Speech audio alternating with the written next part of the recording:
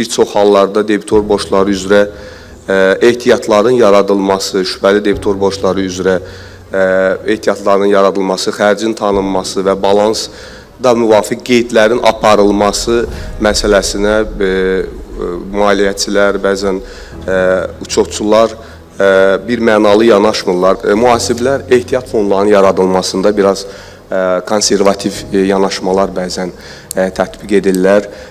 Gəlir və ya xərc dövrəsi hissəsini planlayarkən bəzən gəlirlər, faktiki gəlirlər büdcələnən gəlirlərdən daha yuxarı bir rəqəm olaraq ortaya çıxır, uçota alınır.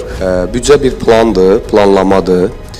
Deyir, ən pis plan plansızlıqdan yaxşıdır. Banklar üçün bu əsas kritik. Kredit riski ən kritik risk sayılır. Maliyyə proqnozları ilə bağlı qeyri-alqoritmik düşüncə süni intellektdə yoxdur.